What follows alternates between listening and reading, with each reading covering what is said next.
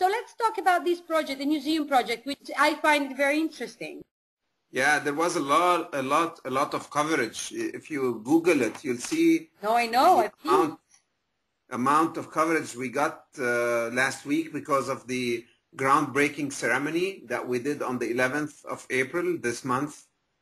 Of course, which we announced that we're starting to basically break ground and start building.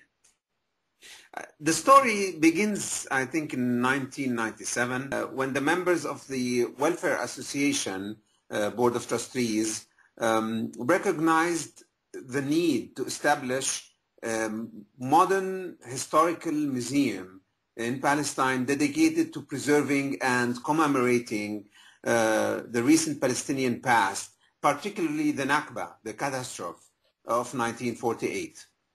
And of course, after a series of discussions and meetings and of course conceptual changes, this led to the reformulation of the museum purpose from a museum of memory to a museum that opens its doors, of course now slated for end of 2014, as an institution dedicated to celebrating, preserving, interpreting, and exhibiting Palestinian culture, history, tradition, and of course through its network to Palestinians in Palestine and the rest of the world. Since you are a contemporary art curator, very much involved in contemporary art, what is your function within this project? Now, I mean, my position now is Director and Head Curator. And what I'll try to do is using contemporary tools and means and platforms to basically access a wide audience. Contemporary art, not in the kind of very limited sense of it, but more in its kind of broader definition, is kind of the tool of interpretation. So regarding the projects of the museum, I mean the museum as a building, did you have to do a competition, an international competition?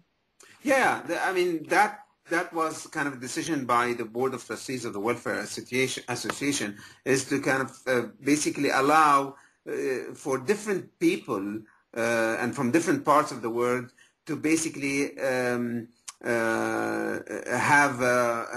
at least an attempt to interpret the ideas and the concepts of this museum into a physical kind of space to be built. Who are the architects who are making it? The architects are from Ireland. They're called Hennig & Pang. The company is called Hennig & Pang, and yeah, they've been hired 2 years ago to design the museum. Why have you selected this specific project?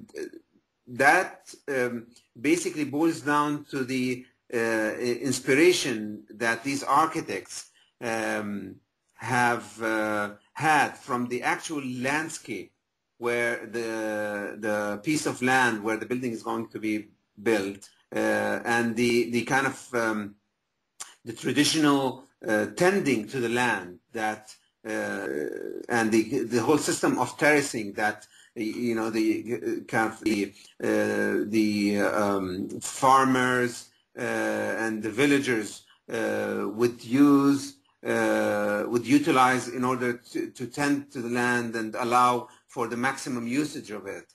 And from those contours of the terraces, those architects kind of got inspired, and as they took these contours and somehow elevated them into a three-dimensional form, you can see how this museum got its shape and got its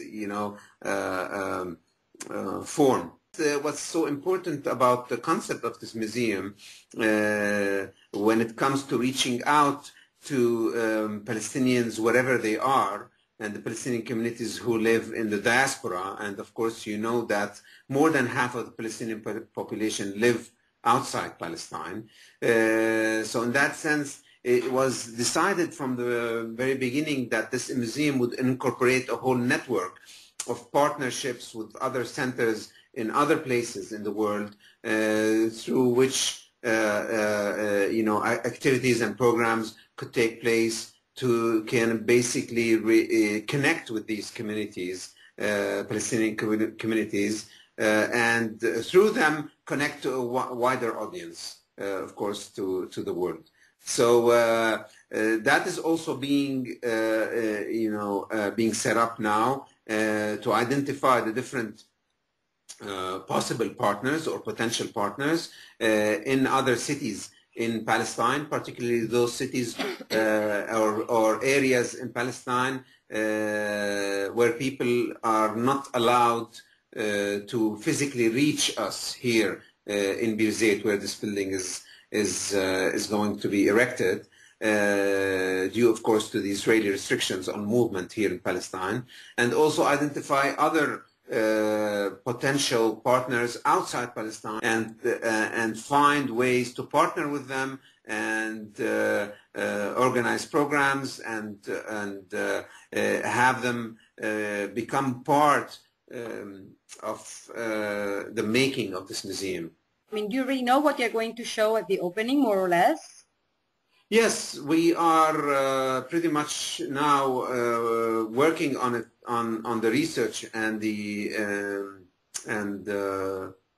concept of this opening exhibition, and the title of which is, at least it's a working title now, is Never Part, and we are trying to compose a picture of Palestinians today. So we're trying to kind of take the snapshot of this scattered population all over the world. And the way we're trying to do that is through stories of individuals that connect them with objects that they've held on to and cherished and kept with them for a long period of time. And through this relationship between that particular person and the object that he or she had held on to, we will try to unveil how the identity have somehow transformed that particular object from being whatever, an ordinary object. The classical story, of course, is the key of the houses that the Palestinians in 1948 in Nakba have kept with them when they fled their houses during the war, and have held on to them as a symbol that there is a house for them there, somewhere there, but they can't reach it, but I mean, they own it, and there's the house. And Hilal was talking a lot about starting from that, but yet moving on to now third-generation Palestinians who were born in different places in the world and who have somehow have very hybrid, let's say, identities, and are quite immersed in other cultures, and have basically evolved as individuals with these kind of complex and hybrid identities.